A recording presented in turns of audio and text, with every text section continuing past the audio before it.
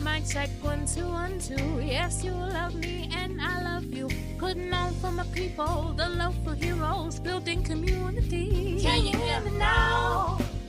Oh, can you hear me now? Can you hear me now? Oh, can you hear me now? Can you hear me now?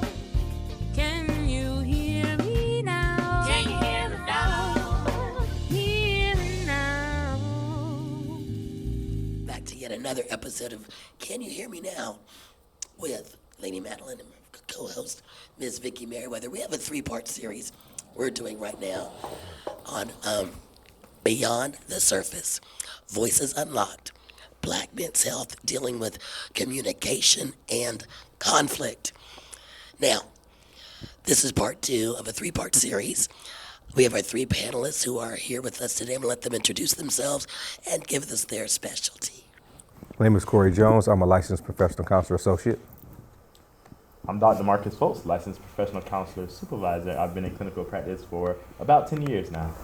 And Kevin Overton-Hadnot, licensed professional counselor associate here in Texas as well.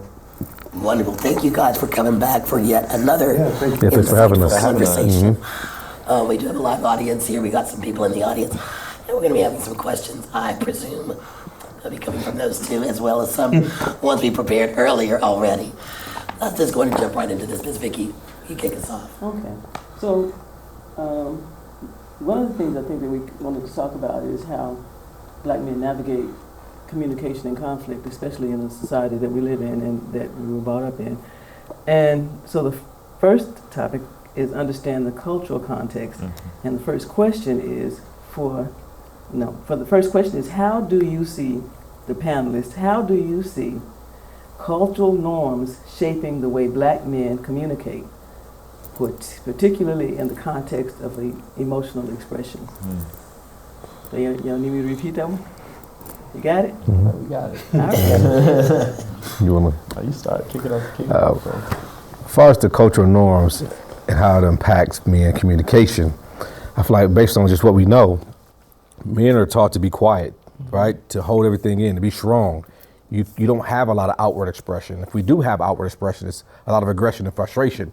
But I know for a fact we're more than just that emotion, but because we have to be the provider and the protector, and that's what we tend to bring to the table often the times than not, is just, I won't say nothing, I gotta keep pushing, gotta get this done. So I think that impacts your mental health in a major way, because it eats away at you when you're not able to express yourself. Mm-hmm. And then when it can be a small thing, but that emotion is so big to it because you never had a chance to really express yourself in a healthy way because you've been bottling everything up. Yeah. And I think we can only be strong for so long, right? Because I think even if that was the cultural conditioning, which I'll get to that, we can hold stuff in until the pressure breaks at some point. And I think that's a big emotion that you're experiencing. You're seeing years and years of holding it in, being strong for too long, to tough it up every single day, carrying everything, or don't cry, You're seeing years and years of that sort of finally come to a head.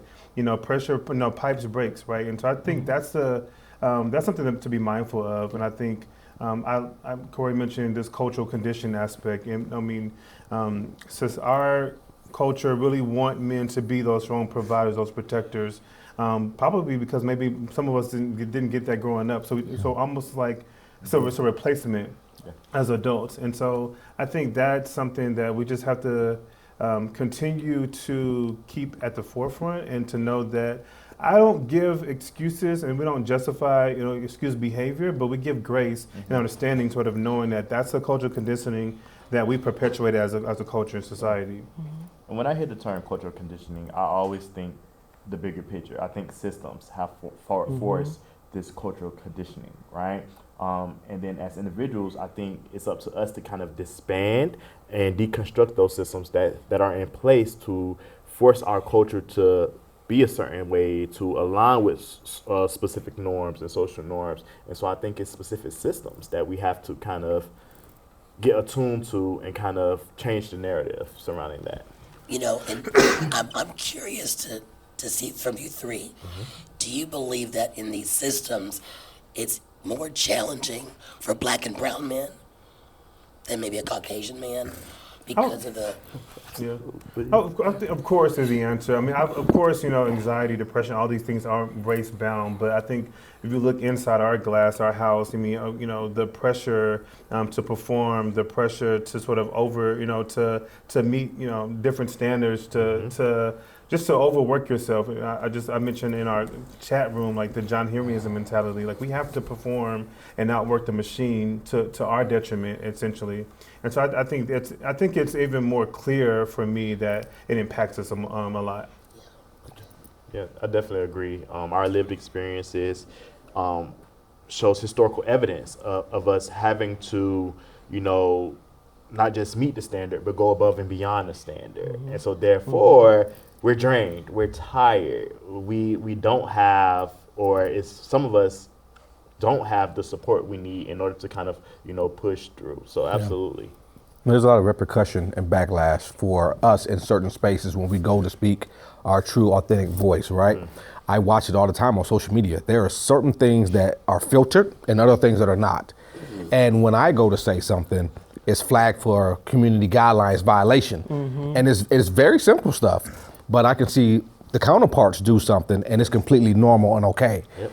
When I express myself, it's, he's an angry black man. Mm-hmm. But the other people can do the same exact thing, and it's just, they're expressing themselves, right? Mm-hmm. And so I just feel like the systems is never in place for us.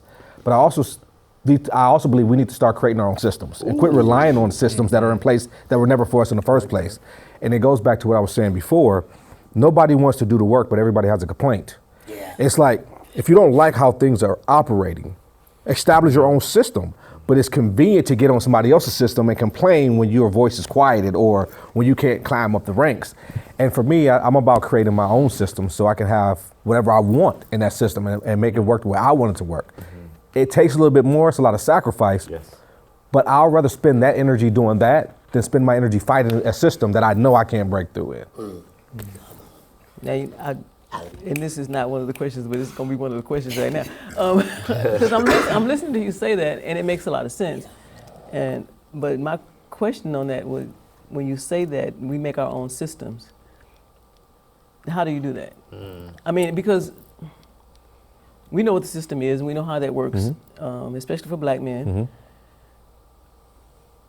How do I make a system that works for me? That's a great question. I'm watching it happen right now. If we look at what's currently happening, this current climate, there are a lot of people being hurt, unalived, and things of that nature. So I'm watching the black community come together on social media, and we have money. Yes. We ain't broke. We actually have money when we want to have money. And I'm watching people pour into other systems for black people, and I'm talking about the numbers are astronomical. We got people hitting 500K, 600K, and it's all coming from us.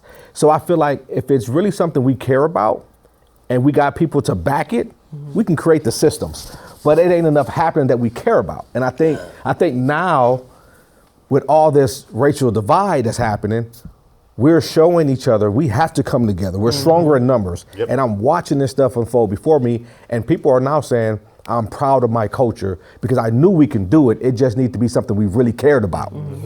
And so that's how I feel like we create the system. We come together as a unit because we do have the finances to do it. We just got to have something we care about in order to do it.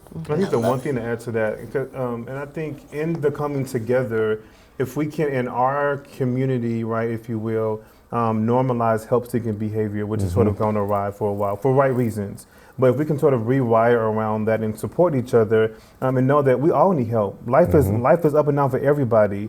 But if we come together, we can sort of, it's almost, I hate to say it this way, we're in the trenches together, I'll say it that way. And I think that normalizing that for each other and like holding each other arms up when we need support, that makes a difference. Yeah. And that's really coming together. And it's not shaming, it's not embarrassing one another, it's not judging. Right. It's really loving and supporting. And see, I think when I hear that, I'm so sorry, because I know Madelyn had a question. But when I hear it, it starts like for me, I'm looking at a bigger picture, especially when it comes to money and community. From your end, I think I'm hearing, but it starts what I do with my brothers, so to speak. Yeah. Because Absolutely. the system, I can start with a system that's small, and then build micro. up. Yeah.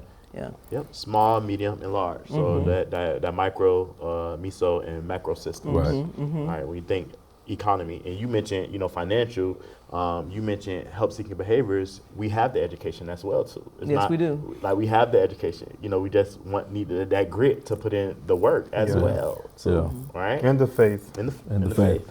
I love the fact that it's almost as if we're when you said you're kind of watching it unfold. It's kind of an exciting time because it almost seems as if we are coming into our own, Right. and starting to see each other and start to realize who we truly are, erasing some of that narrative. So I'm glad with this conversation, with the communication and the conflict, we're learning how to turn that into some a new trajectory. That's where we want to go. Love that. Okay. So the next question for the panelists is, what role does nonverbal communication play in the Black community, and how can understanding this improve dialogue and conflict resolution? This is a good question for me because a lot of our dialogue is nonverbal. Like I can look at you and I could be, saying a lot, a lot, and it's our language, right? Like I can look at Corey and I can be like, and he can be like, let's go. You know what I'm saying? But then also it can be misconstrued as well. And when I say misconstrued, individuals might say, oh, this person ready to fight or ready to brawl out or something of that nature. So those nonverbals really play a big role in our communication as well as conflict, how we even resolve conflict. Because even in counseling, we talk a lot about nonverbals and being attuned to individuals' nonverbals. Just a simple shift in a chair might say something. A fold of arms might say I'm angry or uncomfortable, right? Being open might say, oh, this person is willing to listen to me and willing to hear me. But this might say you're closed off. You're not ready for that conversation. You see what I'm saying? So just being attuned to those nonverbals and what is being said, or if you're not privy to understanding nonverbals, open up your mouth and ask, hey, I noticed you shifted, did I say something wrong? Or did I do something wrong? Ask about it, because things can be avoided that way as well. Yeah, I mean, I think I dare say, the history of our nonverbals probably go back to way in the past, right? The Underground Railroad is over, right? And so I think, but from that perspective, it was more of like a support system, and we were more curious. Curious in a way we needed to be at that point, obviously, but to bring it back here, I think for me, nonverbals is really information. What comes up for me is just more about that's data. It's be curious about what the nonverbals are saying, like you were saying. It says so many messages. We can say so much with eyes, shoulders, chest, everything, whatever. And so I just think that we need to look at it from the place of curiosity with each other, and not like just I guess judgment or attack or projecting thoughts that projecting unspoken thoughts. Yeah, I like that. And I'm going to speak for myself in this regard. I know when I use nonverbal and I just go silent, it can also be used as a protective factor. It's going to protect me from hurting you. So I need to be quiet. If I say something, it's going to probably hurt your feelings. Or if we get into this dialect, you're going to say something that's already going to push me over the edge. And so for me, when I not speaking or anything like that, it's because either one, I'm shutting down, I'm hurt, or I don't want to hurt you. And so I think it protects. It can also be used as a protective factor as well. It just depends on your perspective on it. But that's for me. And do you think it also depends on the setting? Like, I know we could be in spaces, and there may be one or two or three in the space, and then there's an acknowledgement or some kind of nonverbal communication about, hey, we good here, or whatever's going on. There's a language that we're speaking. Yeah, there's a temperature setting that's happening sort of with this nonverbal communication. It's sort of we can kind of give like our guide code, if you will, kind of just maybe, okay, the atmosphere is good, calm, and collected. I can sort of be safe. I can be in myself if I need to, but not that we need to code switch, but it may sort of be like, okay, this is an alert system, sounding the alarms with my nonverbals. Let me set my posture up. Let me sort of like give what the environment needs essentially to that point. Yeah. Sometimes when I walk in certain spaces, my nonverbals come off very aggressive. And that's what I'd like. And the reason being is because I'm already walking to the space uncomfortable, and I feel like I need to protect myself. So I either make myself bigger, I close myself off, or my scowl is just present, like right then and there, and nobody's done nothing to me.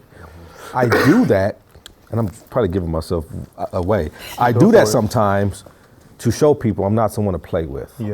So I'm already pre-warning you with these nonverbals. Don't think you can come be disrespectful. Don't think you can play with me. I'm a very outgoing guy. I love to have fun. I don't bother anybody. But when I step into certain spaces, I'm already on guard. And I think a lot of that comes from past trauma, and it's a trauma response that I probably need to work through, but it has kept me safe, and so I continue to use it as a default. No, I got to backtrack on that question. Thank you for your I'm so sorry. Yeah, for sure. Because I'm going to ask, and I'm specifically what type of spaces. And I mean, Dr. Posey's looked at me like, oh. Because I think, especially as black men, you walk into a room, and you may be one or two, and the other person you may know, say if y'all are in the room together and it's a bunch of other folk, and y'all may do each other like, yeah. But y'all also know that other people sometimes are going to be looking at you like very condescendingly, and that's when the other air of me comes. Shows up. But I've been watching too much Deion Sanders, I think, because he says, don't let my confidence, confuse you or whatever. I smell like confidence, I look like confidence. And I think with that mindset, that's helped me show up in a room no matter what. I mean, my story is, I won't say too much about it only because of the role that I have. Like I work with 5 other female directors who don't look like me. And that happens, I'm sure, a lot where the optics are, well, maybe he's not, maybe he's less than, maybe he doesn't know what he's talking about, maybe this or maybe that, but I've had to lean into my own confidence in order to get me through the situation and show up how I want to show up, and also make myself feel big and like as if I belong. And so I've been, Deion Sanders, he's rewired me already, but to help me really push through my own flawed thinking, because again, I deserve to be here. I'm educated to be here. I'm skilled. I'm talented. I know the role, and so I've had to push through that. So I will say to your point as well, different spaces sort of do bring upon different ideals or ways of me wanting to show up. But I think the true Kevin is really just say, hey, just be you. Yeah. No, I'm saying because I think it's important, and in the spaces I've known for some of you to walk in, it's like, you're going to be big. You're going to be who you are. You're not intimidated by other people. It's not you, it's what other people read from you. And sometimes in certain areas, in certain places, I'm going to show up who I am. But my intimidation factor, the intimidation that comes from me to other people that don't look like me, they get triggered. Facts. And their response impacts me, but not in a way that's gonna make me feel smaller. But it's gonna, sometimes I'm gonna either back up, breathe, and be quiet, or I'm gonna show up in a way that. But to a point, I think, and again, I give myself grace. I mean, we're all learning kind of how to navigate moments, but I can't be responsible for how they feel anymore, right? I think that has shut me down in so many ways before. And I'll also say I'm a man of faith. Like, my calling in this work is bigger than me waiting for them to feel comfortable with how I'm going to show up. And to minimize or make bigger, well, however you want me to manage my blackness as a male, the calling is too big. I can't wait on that. I'm glad you said, go ahead, Dr. No, Fultz. I just wanted to say, I think for me, I have reached the level of maturity and personal and professional identity. Take me as I am. I'm showing up as authentically me, and that's all I know how to do. Like, you either, like you mentioned, Vicki, how they feel some type of way about that. One of the things that came to my mind, well, that's their problem. Yeah, like, because I'm still do me. It is. Yeah. I'm curious about young men. How do we? You guys have some lived experiences, have grown into this. What can we do for our young men that are coming up, instilling their confidence? I saw something, I can't remember who said it, But they're wanting to take now a look at affirming black men, giving more information, lifting them up. So I'm just curious, how do we, what can we do for our young men who are in these situations, like the tragic thing that happened to the young man in Dallas, I can't think of his name. Carmelo Anthony? Carmelo Anthony, you know, being who you are in a space, how can we help our young men in that area? I'm gonna be honest, this is gonna be sad to say. There's not a whole lot we can do because their perception of us has already been painted. And that may sound wrong, but hear me out. So walking in certain spaces, you're already a threat to people, period, just based on the color of your skin. And there are some people that I know that look like me are so desperate for their validation that they turn against their own people to be validated by individuals that don't look like them. And as soon as they do anything wrong, they're gonna be thrown to the side, right? So I think for our young men, continue to show up the way you show up, but also have some respect for yourself too. When you show up to certain spaces, you can't have your pants down in certain spaces. You can't, look a certain way in certain spaces. I can have gold teeth and all these things. I'm not saying anything wrong with them. But when I go to a business meeting, I'm not going to wear that, right? And I'm not code switching. It's just being professional. And I think our young boys need to know there is more to attire than purple jeans and Jordans and things of that nature. Wow. You have to not fit a mold, but you have to show up appropriately for situations that you're walking into. And I think when you do that, it kind of, this is going to sound crazy, it kind of helps those other people let their guard down a little bit and feel a little safer around you, right? Yeah. They're still gonna be afraid of you, but they're not as uptight when you come in with a suit and tie. You know what I mean?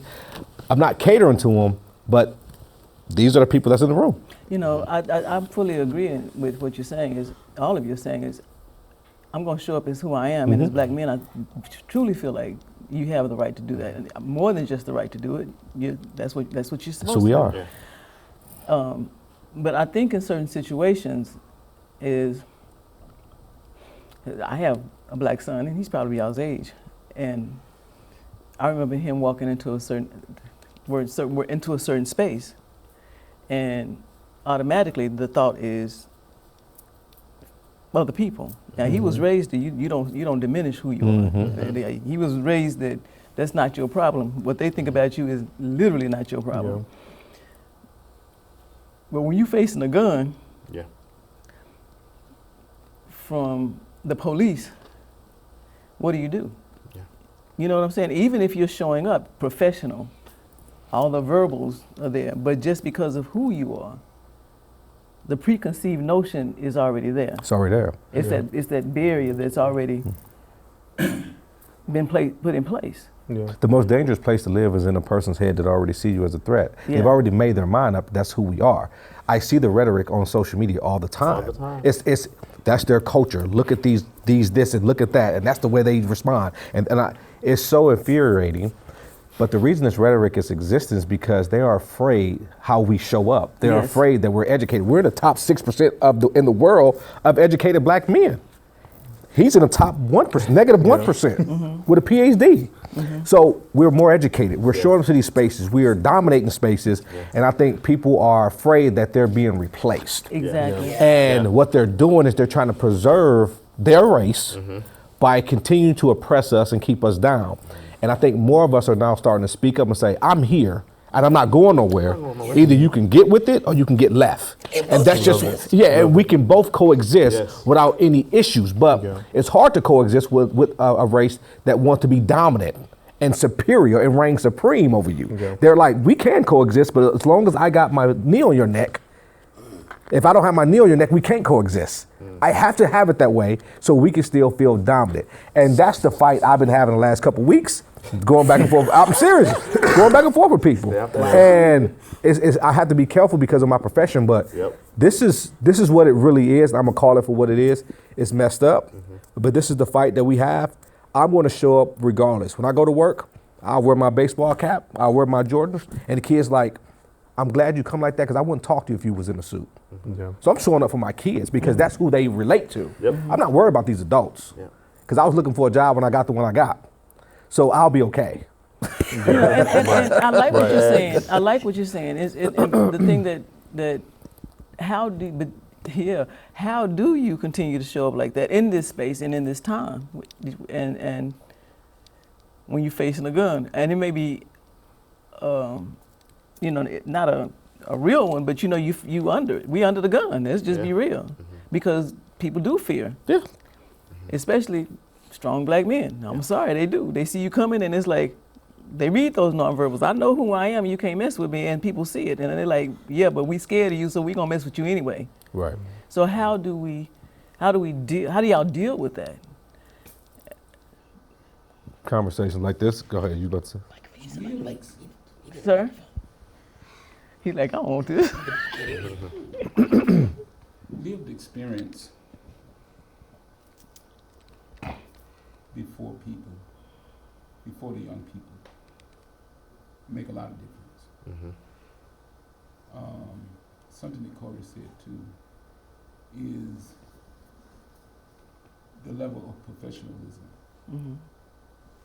makes a big difference. I remember years ago when our son called, he said that, Daddy, here I am up in Phoenix and I'm in college. I went everywhere to get a job,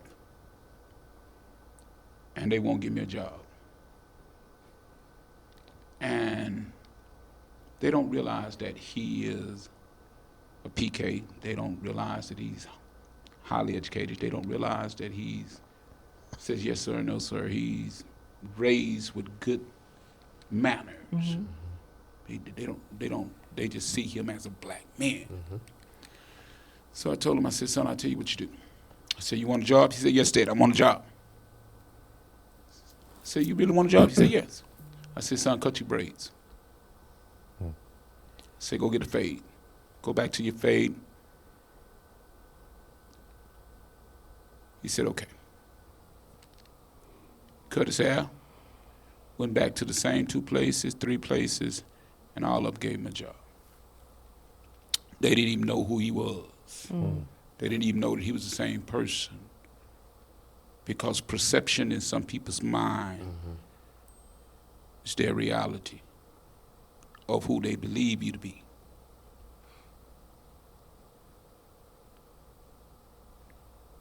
So a lot of times you are a threat. We are a threat as black men to them. Then that allowed them to see him for who he was. Oh, he's one of the nice, kind, young men. And I said, oh, okay now, man, grow your hair back if you say Right, do that. Exactly. But it goes to what I'm saying, like, they let their guard down a little bit. Not completely, but their guard was let down a little bit more because of how he presented himself in that way, right? And it's sad. Our culture is our hair is like that. Well, I ain't got none, but you know, it's like, but we should be able to show up in spaces and not have to worry about if we got to cut our locks or our, you know, whatever we got going on. But again, it goes back to the system. We're not in charge of it. So we have to fold a lot of times just to get by, because we don't have the right to be equal. We have the burden to have to be better. And that's just what it is. I like that statement. I like that. Yeah, I like that. I want to go back to your question. Like, how do we help assist, you know, these young brothers, right? With our lived experience, I'm a firm believer of mentorship. Mentorship. And I want to give a shout out to some of these Black Greek letter organizations, because they're real firm on mentorship and taking these young men under their wings and training and developing and teaching them things that would be practical for real world. You see what I'm saying? Real life. And I think if we do that, if we get all these brothers in some type of mentorship program and, you know, teaching them and then kind of teaching them from our lived experience. Like, this is what happened to me. This is how I navigated specific things that, you know, I struggled with, and things they can learn from them, right? I learned from others' mistakes. Does that make sense? Like, growing up, I always said, well, they did that. They went to jail. I'm not doing that, right? And I've always been a person who learned from other individuals' mistakes. So when, I've had other people who look like me tell me, hey, I did this and I got, messed up, try to avoid that. I avoided that like it wasn't nothing. You know what I'm saying? Yeah. Because even then, sometimes you might be in the wrong place at the wrong time, and you never know. You can't really predict it, but I made sure I wasn't in that wrong place, even at the right time, So, yeah. I think I would just add to that. I mean, I agree, just kind of combining both conversations. I do, our gender plus our race, or your gender and our skin color are weapons. I agree. So I'm mindful of that. Because to your question, Vicki, like I've been a little bit more of an avoidance of those places that don't accept me for who I am. If I have to kind of like turn off or turn on anything, I'm kind of more of an avoidant. I don't really want to be in those spaces that's not really accepting me, which is going back to like how I want to create my own avenue, own community. But also with this question around what can we do for Black boys, I think to sort of undo some of the cultural conditioning, which is like we can begin to better normalize who you are, express who you are. Let's be curious as caregivers, parents, as adults, if you will, with who you're wanting to become. Shape up, right? Because we need structure and shaping here and there. But just be curious about who they are, who they want to become. I think through that, through mentoring, you can see we're able to role model some of the, I don't want to say right or wrong ways because I'm not in this Puritanism perspective, but I think at the end of the day, you can sort of like, role modeling plays a key part of like, okay, well, I do have a suit on today, or I do have my pants zipped up, right? I think those things help shape, but at the same time, we can sort of leave room for self-expression, but also validate as well. Most Black boys grow up sort of affirming their identities through validation at some point. So hopefully it's through another Black male if they're able to. So personal narratives. And all that has been said, would you mind sharing a personal story about conflict that you faced and the communication strategies that you may have used in that were effective for you? I don't know if I have like a deep dive one that I would share, but I will say I've known my communication style in the past, and I also have to give credit to my forced reality to become to get in therapy because of my counseling program. Probably outside of that, I probably wouldn't have gone to therapy. I'm just being honest, but so grateful that I got over that hurdle because it was scary for me too, even sitting in that seat. But I think before therapy and maybe kind of while I'm maintaining it now, I would get angry. Kevin used to punch walls when you get upset. But I relearned that anger does not mean punch wall. Anger means that you're upset at something. And I learned that I have to kind of go deeper than that. And of course, the anger comes more so with like a partner or like someone I was dating. Because I think that's really what we're working through our mental health, right? We're working through that primarily with someone that we're really intimate with and things like that. But I just had to rewire around this one fact that I learned in my Gottman training, which deals with couple, which I have to ask myself, Kevin, are you conflicting with this person in love or just go to war with them?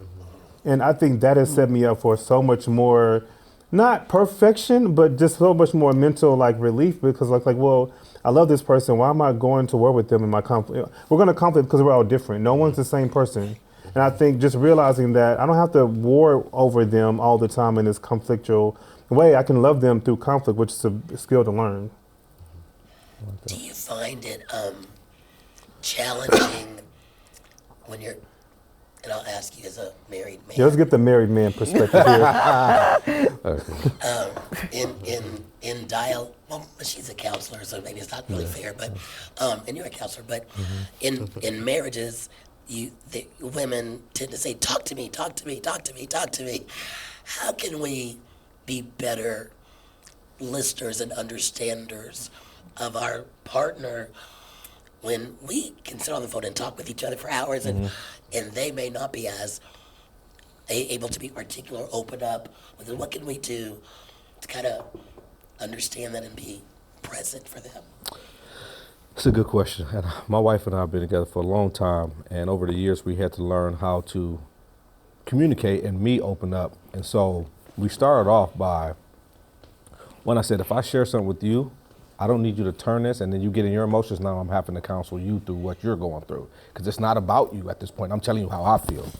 And then I said, okay, when I'm bringing something to you, I don't need you to solve it. Just listen.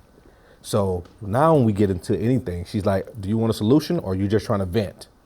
And I'm like, I'm just trying to vent so I can get this out. I don't need you to solve it because now you're going to figure out how much stress it's going to put you in and how much work you got to do and all that. And I didn't come to you for that. I just need you to hear me out and I'll figure it out. So I think just allowing yourself to rest and knowing that I don't have to solve this man's problems. Because a lot of men feel like they have to solve their own problems and we don't want to put that burden on you. And I think sometimes we forfeit our own peace to not bother you. Right. Yeah. And we hold on to these things and that's why we don't talk to you. It's not because we don't want to. We don't want to be a burden to you and then you feel like, oh, my husband's going through this or he's got to do, and it's like, I don't need you to do all that. I got it. But I think if we just create that space of saying, do you need to vent or you need a solution? Or if I'm telling you something, I don't need you to turn around and make this about how you feel because it's not about how you feel. It's about what I'm telling you and what I need right now. And that's what's worked in my marriage. I ain't saying for everybody. No, I would say those questions definitely help out. I mean, because it's clarifying what the moment needs, right? Let's clarify what the moment needs. And but I think also deeper than that, so I think obviously they're both therapists, but I think when there's oftentimes where both persons are not therapists, maybe one or the other may be one, but I think he probably is way down the road in graduation on being able to communicate probably more effectively. But I think for me, I had to really learn in my communication and me being upset, like what is the reason you're upset? Were you sort of like disrespected? Where you sort of like whatever the thing is, let's get deeper than the anger because the anger is data that I want to try to maybe now tackle and really work through. And I think for me, what came up for me is learning to teach the moment, if you will, to I haven't yet identified this emotion. You can get coming to it from a faster perspective as a female, but I haven't gotten there yet. I know I'm upset at something, but I haven't figured it out because I'm dealing with it rapid fire, and I can't really before really work in that particular manner. And so then we think quietness is a form of disrespect for the female. It's like, well, no. I'm just being quiet because I'm trying to figure my stuff out really quick. Not deal with your stuff just yet. And so taking a break does work. Pausing the moment does work. Taking a deep breath does override your nervous system. I think those are tools that we can use in the moment that are helpful for the human body to catch up to what's happening. And is it also, even if the mate is not opened up yet, is it possible to even say, I can see there may be something going on? He may say, not right now, I don't know. But she may want to just, there's a level of intimacy that I'll just say as a wife, I want to be there for my spouse. And if he's not sharing, sometimes it makes me feel as if, what do I need to do? Even if I'm not doing anything, what's going on in his mind, just to kind of be in that space. How is it possible to say, hey, do you need a couple of days? Can we talk later? To give him, is there some tools to help her kind of navigate him? I just think that don't make it about you, right? Yeah. Because now you're saying, amen. Well, I want to show up, and amen from the husband. Okay, like I want to. You said I want to be there. I want to support, and it's like, but now you're inserting yourself into a space that I'm politely asking you not to do, right? If I say I need some time, it has nothing to do with what you need to do. It has everything to do with what I need to figure out about what's going on with me. And then when I'm ready to have that conversation, then I'll have it. But I think oftentimes because women care so much, they are so loving, they overimpose, they overinsert themselves to try to get answers. And then that just further perpetuates it and make it worse. And then now I'm screaming at you and you're like, what did I do? I asked you nicely. Yeah, I think though there are tools that we can do though to work through that because I think we have competing priorities happening. True. Of course, I think what I'm hearing is that we want to be the fixer. We want to lean in. I would also pause and say every emotion probably doesn't need a fix. Correct. Probably honoring it, recognizing it, sitting with it can probably be just enough. Metabolizing the emotion for the perspective of the other person can be helpful. So I think getting out of the fixer role could probably maybe beefing up your boundaries and your support for yourself. But I think for the couple, I think having healthy expectations about how we handle conflict. Before we get in a tense moment, what can we talk about? Hey, when you get in those moments, what do you need? How can I support you? Do you need 5 minutes? Or what's our sign or symbol? Maybe pineapples, okay, or it's a break. And again, but those things help work in the moment to where we can sort of like now de-escalate. And I think also we have to both know our warning signs. Yep. If my bubble is like running over, my pot of water is finna boil over, that's indication that probably Kevin, take a break. Because you're probably going to say something that you don't want to say that's going to impact you down the road. And so I may be recognizing from both perspectives, okay, I'm seeing need a little bit of space, okay, we'll take 10 and we'll come back to it. And so I think that can be helpful. But the other thing is we have to know these four horsemen of communication when we're doing. Yep. We have to know that defensiveness, stonewalling, contempt, and there's one more that I'm missing. I can't think of the fourth. I know you're talking about. But stonewalling is a thing that likely probably a lot of men do. Yep. So we have to be mindful of that. Stonewalling is it's indicative that you're not really wanting to sort of show up and communicate effectively in that moment. So I don't like stonewalling. I actually recommend breaks, but the break is to kind of reset and come back. Yeah. You know, I'm listening to you, and I heard you. Now, I'm not. I was laughing because one of the reasons I was late coming in here earlier, my ex-husband and I, for whatever reason now, I get a call every day, sometimes 2 or 3 times a day. And we talk, we're friends. But when we first separated, we were not. And so, and he had some other stuff going on in his mind. Whatever was going, I recognized where he came from. And so now, today he was like, we were in a conversation about politics. And I said, Tony, you're not listening to me. He said, I better, because if you don't, you're going to hang up the phone. I mean, and it started like, literally it was like, okay, take your tone down. You're not listening, take your tone down. You're not listening, take your tone down. On the third time I said it, okay, I'll talk to you later, bye, and I'd hang up. So now he's like, well, I know if I'm not going to listen, you're going to hang up the phone. Right. And it goes both ways, because he'll say, okay, wait. I listen to you, now listen to me, but understanding what listening means. Right. You know, and with that showing up, even with my son, my grandsons, when my father was living, to lessen the burden on my emotions, I had to separate. That's their stuff. When they want me to interject, then I will. When they ask me a question or they want my response, then I'll give it to them. But if they don't ask, or there's not an indication that I need to jump in there, I have enough on my plate. I don't need to deal with this. Yep. You know, sometimes even with relationships and with couples, they expect individuals to be psychic sometimes, you know, because we got to throw that piece out there as well, too. I've had a couple clients, and they were saying, well, they didn't care about me because they didn't check on me and da-da-da-da. But how do you want me to, do that? How would I know? Because last time I jumped in to check on you, it was an issue. It was a problem. So I always say to my clients, there's always specific rules. And every relationship, every marriage, every friendship have specific rules, right? And sometimes, back to your question, the wife can come in and say, I'm here when you're ready. Just so he can have that tidbit in the back of his mind that, okay, I'm going to try to handle it on my own, but she did mention she was here for me. So when I'm ready to bring her in, then I'll open that door and bring her in. You know what I'm saying? So that it goes vice versa too. Because even with the woman and the man, right? They might be at it, but he might say, I'm here when you're ready. And then he do his piece and she do her bit, and then she say, okay, I'm ready to talk. Just those types of rules. I was going to add, we have to remember that most of us are conflicting based on what we grew up seeing. And so we're coming from different angles and different sides of the boxing ring to conflict. And I think that's exactly why we have to put these protective factors in place, or these things that can help support the conflict. I don't think that we can handle and fix a lot of conflict in tense moments. I don't think I've seen a lot of success rate with that. So we have to kind of do things outside of those moments, or maybe check-ins throughout the week. How can I support you? Checking on yourself in the mornings. How am I showing up?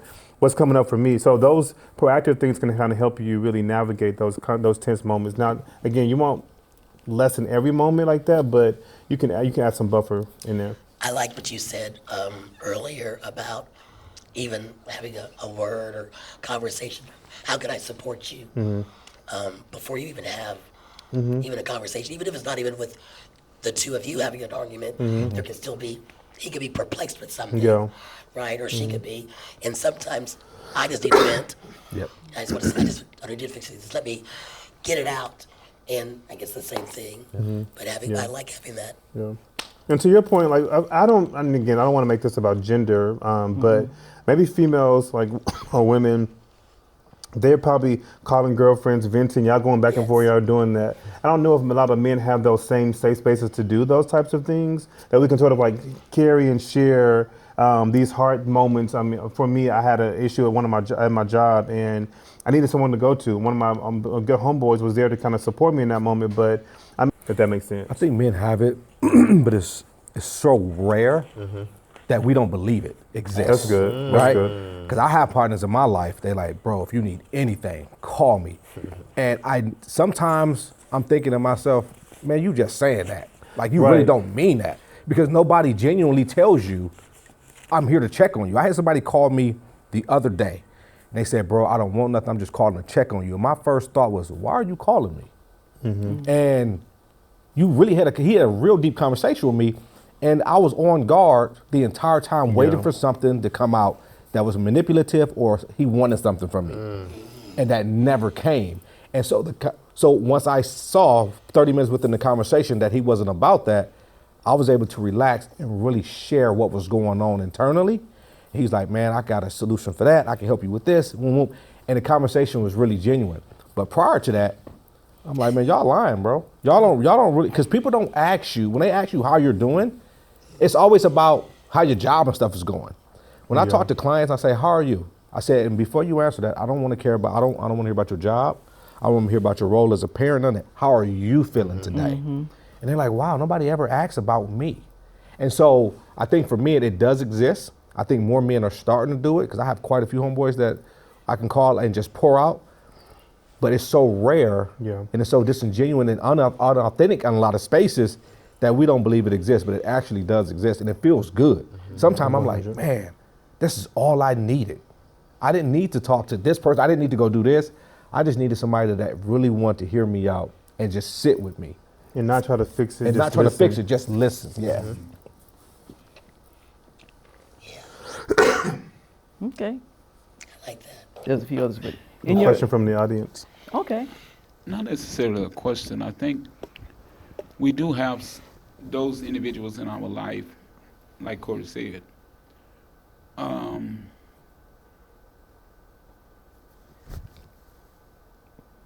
Those individuals that are in our life, I have some brothers that are, and I say about 3. Now I have one that I know that's ride or die. Got those 3 that are ride or die, but I know them too. I know them to the core also. And I know that there are certain things that I can talk to them about. Yep. And you got to know when you're calling them, there's certain things that you can talk to them about. I know I got a brother, man, that if something happened to me today, he coming from, if he in Africa, he's showing, he gonna be here. But I also know that if there's something that's, he can be judgmental. So there's certain things I won't share. I got one brother, man, that, hey, if he in back Africa also, he gonna show up. And I can share certain things with him, everything with him, a lot of stuff with him, and he's not judgmental. He's just open about it. Say, man, I got you. What you need. But you got something in each one of those brothers.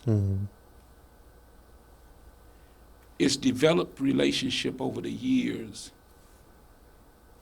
that you can get out of and distract out of those brothers that's going to pour into you.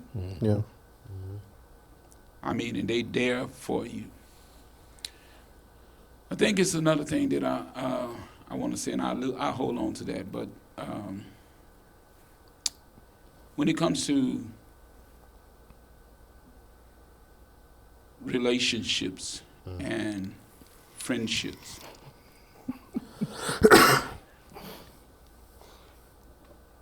I don't like breaking glass that I'm going to have to walk on later.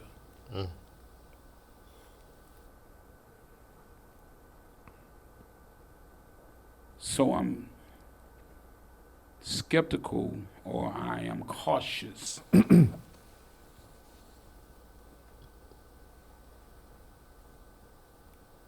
with what I share, how open I am, or how I allow my emotion or my frustrations to get to a certain level.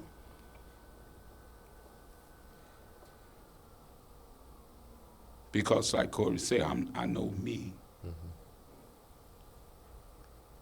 And then I like what you said, because I like deliberated me to the point where I'm not the person that I used to be.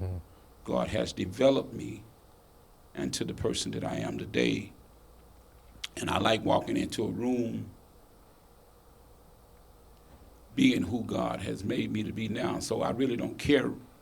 I don't concern myself with being about what people think no more. Yeah.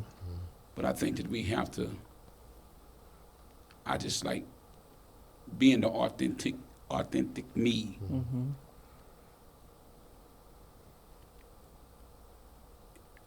That's what I enjoy of me, and then I allow other people to make their adjustments.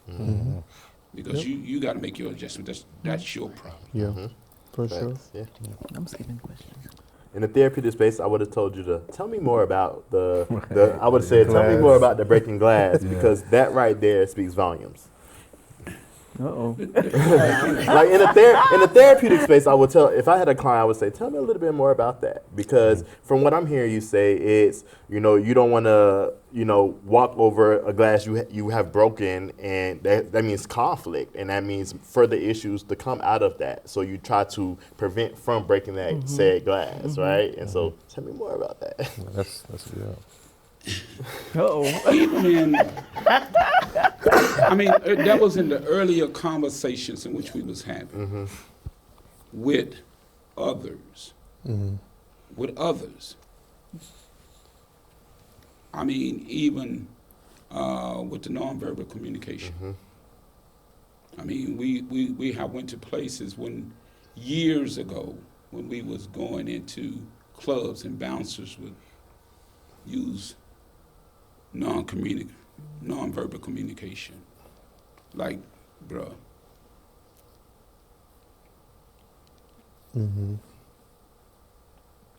Or when I was a bouncer, or when we was bouncing, suck. It's like, man, don't come up in here.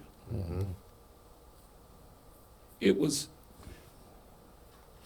letting us know that this is not a welcoming environment.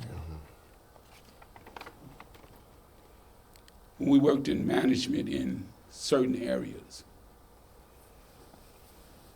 trying to help other people, like I said about my son, trying to help them to fit into an area where other people looked at it as if you're telling him to get in and adjust who he is and not be the authentic him. Play the game. And I'm telling him, son, sometimes you have to when you get in, you ain't gonna get in the game until you ain't gonna get on the field until you get in. You're not gonna be able to display who you are until you get in.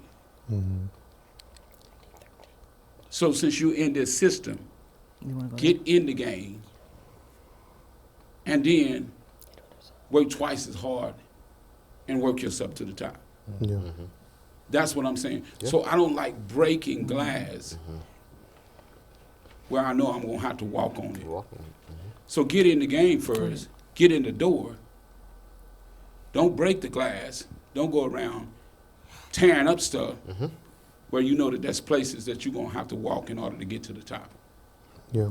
Because I started at the bottom but I worked my way all the way to top of management. And then I was able to help other people to come in and get into management. Yeah. And that's what I done at Applied Materials. But That's real that you say that, because if I go off a personal narrative, I had 2 moments of toxic masculinity this weekend, and I'm just going to tell on myself and take accountability for it. One of them, I felt that I was justified. Even with all the training and stuff I had, it goes back to what you were saying, Kevin. What's underneath the anger? I felt disrespected by a brother. And when I felt disrespected by the brother, well, at my big age, I said, we can go to the grass about it. And I meant it, like, because all of the trauma that I've experienced came from men. So this was a brother disrespected me, and it triggered that, and I responded the way my younger self would respond. And one of my prayers is, God protect the new me from the old me, because I know who the old me was, and at that moment the old me came out. And now, talking about breaking glass, this person extended up olive branch that I'm going to address this upcoming week. The following day, my energy was still off. It was still negative. So I lashed out at another brother that done absolutely nothing wrong. And I apologized in a moment. And then I texted him and I said, listen, my energy was negative. It had nothing to do with you. You didn't deserve the energy that I gave you.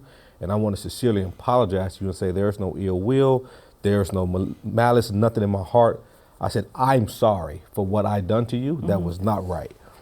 I don't mind taking accountability for when I'm wrong. In fact, I sleep better. In fact, it makes me know that I don't have to always be hard. And the beautiful thing about this individual is that he accepted my apology, because he didn't have to. He could have said, man, whatever with me. But I was able to repair that. Now, this other individual, the glass was broken. I felt like I was justified in breaking that glass, but we're going to repair that and see where it goes from there. So I think if you do break a glass, make sure you make it right. Do I need to make it right with these individuals? Not necessarily, but I want to, because I know we're stronger together. And I'm gonna be honest, I don't want a qualm with another black man ever. Right. I just don't.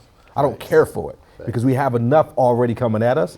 I don't want to continue to perpetuate that and do this internal thing. So I'm quick to apologize and fix things if I made a mess of it, and I'll own my piece. And he told me, thank you for owning your part that you've done in this whole thing, because that's what it's about. I think and that's how you kill toxic masculinity, in my opinion.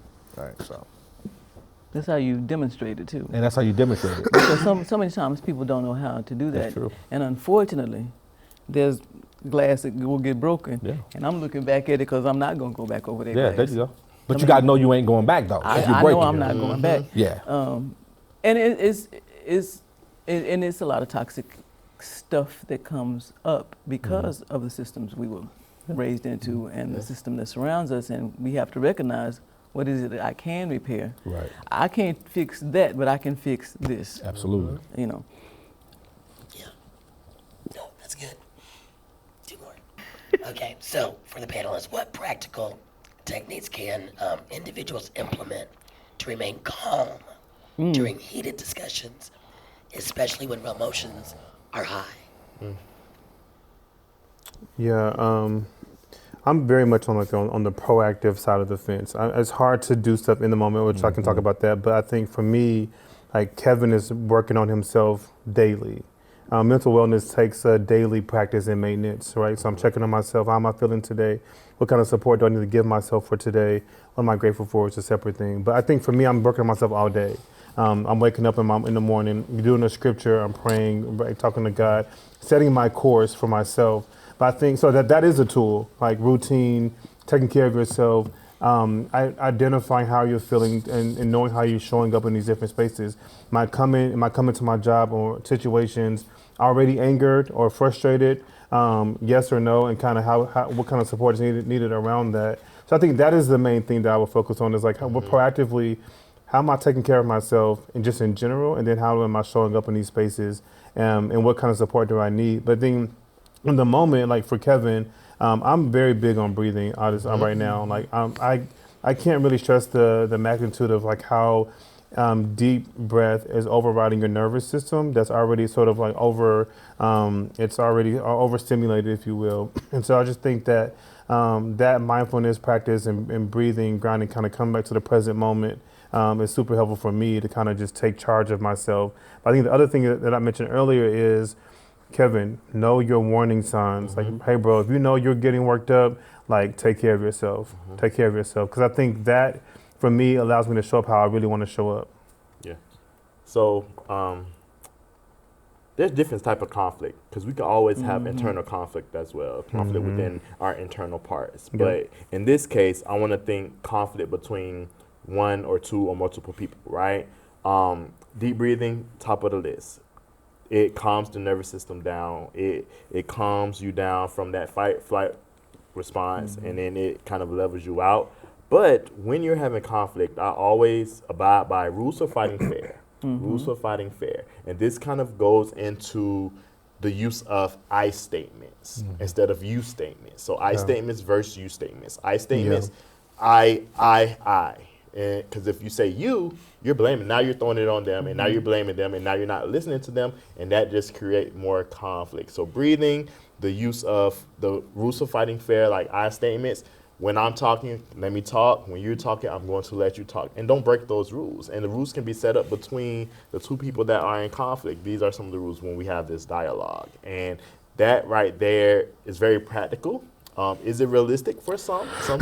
Sometimes when we're heated or when we're elevated, it goes out the window, which is okay. But, just practice using those I statements, practice, kind of setting those rules. I know sometimes people might say, oh, just something else I got to follow in the heat of the moment, right? But with practice, that will help make the disagreements and the conflict a little bit easier, because you feel heard, you feel validated, you feel affirmed. And then you also releasing what you have to release instead of holding it in. So, yeah. And I'll just add to that. I think the other thing that I would just say in terms of practicality in the moment is, we have to be honest. Are we listening to rebut and fight back with words, or listening to really hear what they said? I love active listening, but I think for me, when I find that I really wasn't listening to what you said, I was preparing my defense mechanism, my fighting words. I really found that maybe a good percentage of that was like, really, okay, whoa, Kevin, you didn't really need to say that. And so I think that's why, for me, I'm learning to pause in the moment. Because if I don't pause, I'm going to just kind of take the speed of the action and go with you. I'm really well at matching energy with energy, but when I pause, I'm matching your energy with, my calm and collective energy now. And really, I've learned to, in my own way, kill them with kindness, which doesn't always work for me in certain settings, but I would say in some good settings it does work. But for me, like slowing down the moment. We're all fighting, we're wrestling with words, we're kind of going back and forward. The moment needs to be de-escalated somehow. So that's kind of helped me navigate some really intense moments lately. And breathing, I'm glad you've said that, because I don't think we understand fully and appreciate what oxygen does physically to our bodies. Because in my health psychology class, I learned and realized that I didn't realize all of this is all connected, right?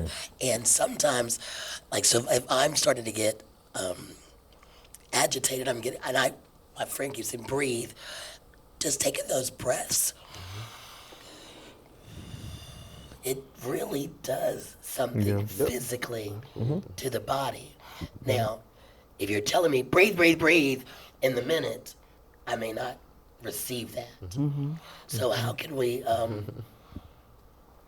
maybe it's the rules of engagement before we get into the heated conversation. Because sometimes you have to use your coping strategies as a way to help your partner. Yeah. What I mean by that is this. If I know you're not going to be regulated, I'm going to walk away to give you an opportunity to practice your box breathing, because in the moment you're not going to do that. So I have to know enough about the situation and my partner to say, you know what, it's better for me to walk. I'm fine, but let me walk away so you can practice what you need to practice, instead of engaging with you and making things worse. Because my whole thing is about de-escalation. I don't like to escalate anything, right? If I can de-escalate it using my own practices, and that's why the self-work is important, because I can't be responsible for how my wife responds. I can't. I don't know how she's going to respond a lot of times, right?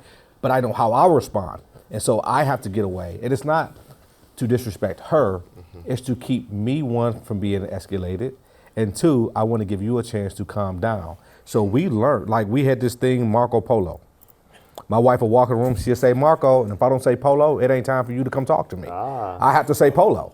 And she did it a couple times. She'll come in, Marco, and I ain't say nothing. And she'd be like, okay, I'll be back.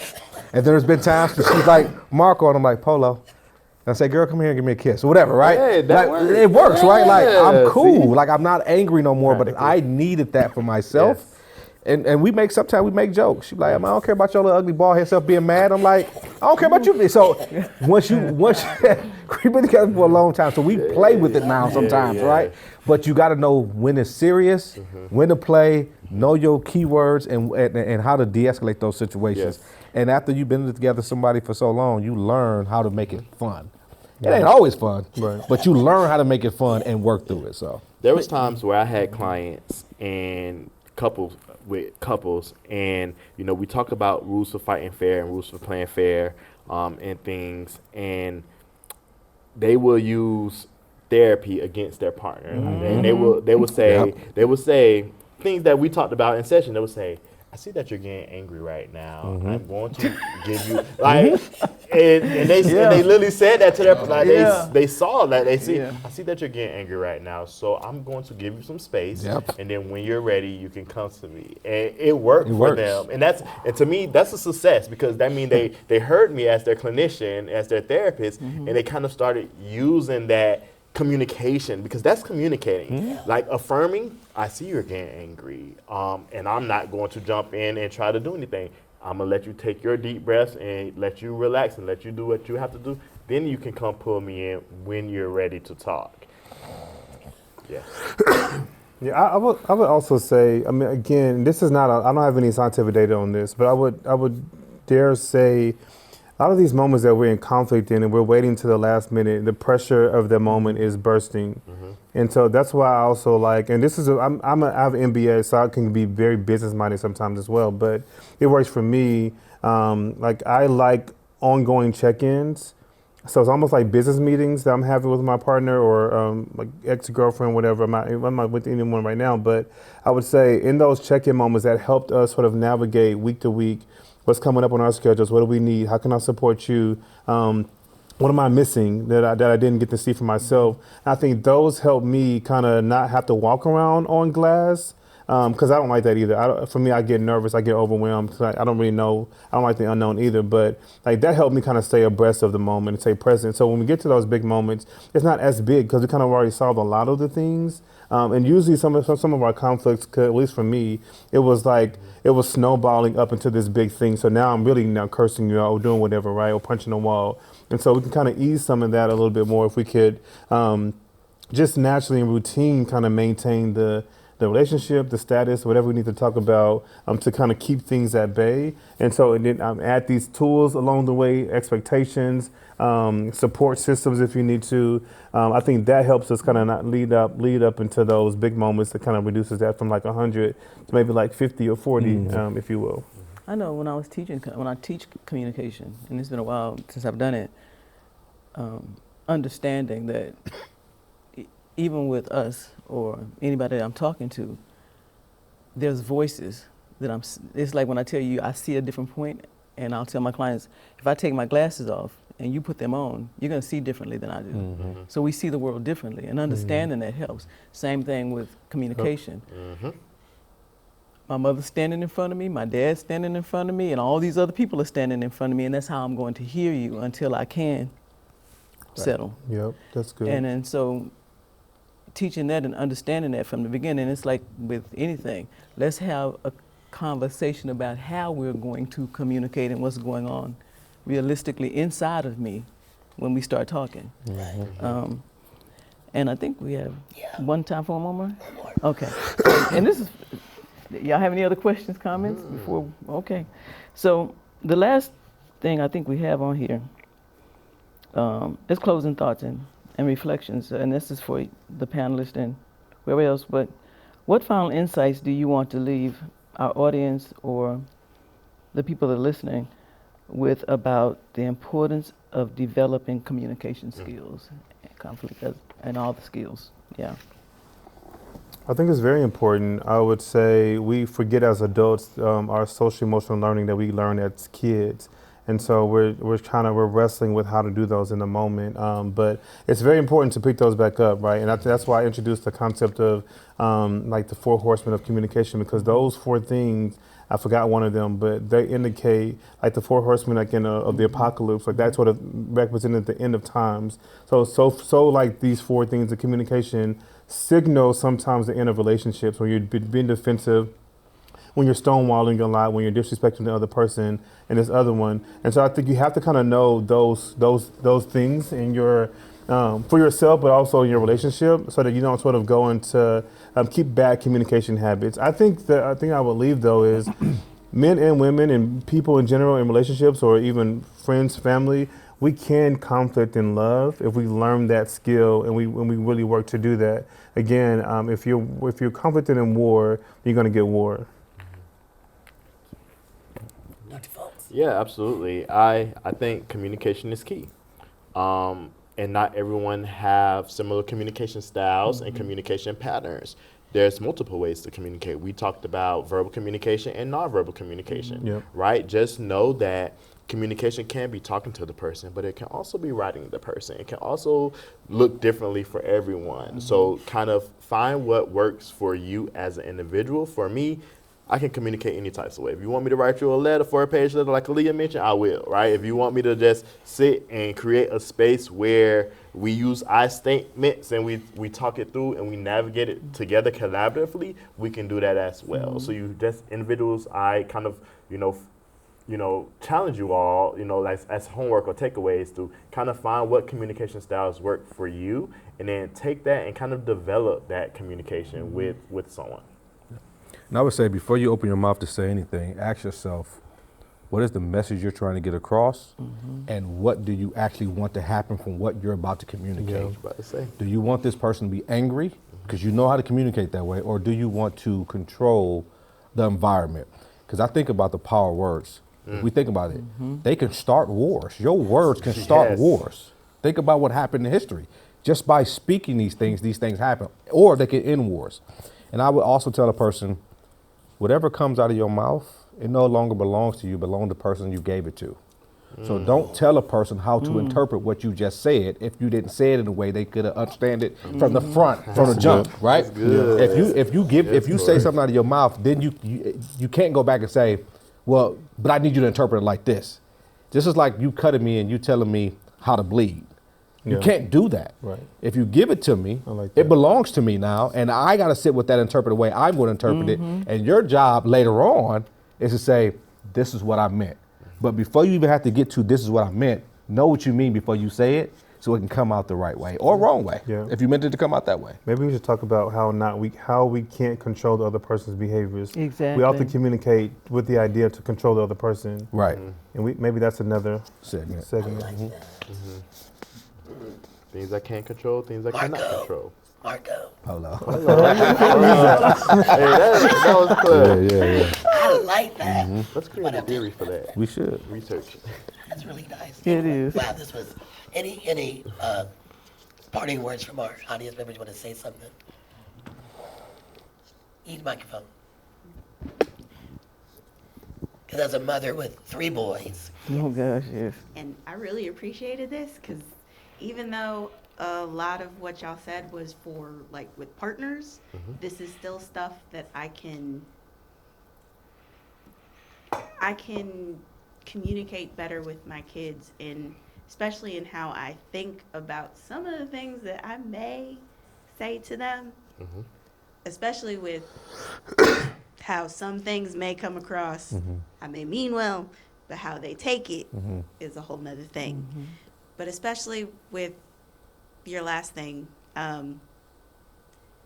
somebody had said to me before, words shape worlds. And I've been hearing different variations of that all day. So it's making me very much more mindful of what is coming out of my mouth. But I really do appreciate this. Thank you. Bible says life and death. On the power of the Power of the tongue. tongue.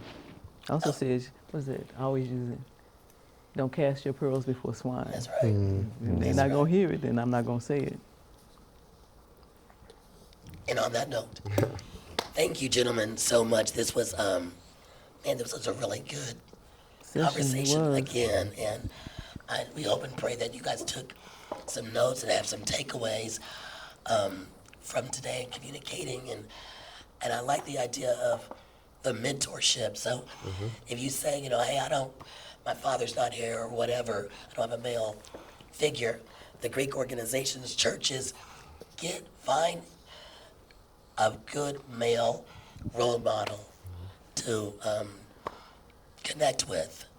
Boys and Girls Club, churches, the fraternities, they're out there, and watch that lived experience, you know, in full force.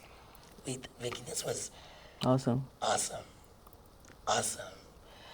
Y'all, until the next time, faith-led, purpose-driven, voice-empowered Lady Madelyn, I'm out. My wonderful co-host, Miss Vicki Merriweather. And our panelists. And our wonderful panelists. Yes. Thank you, guys. Corey Jones, Dr. Folks, and Kevin Overton-Hadnot. Thank you guys again. Peace out, y'all.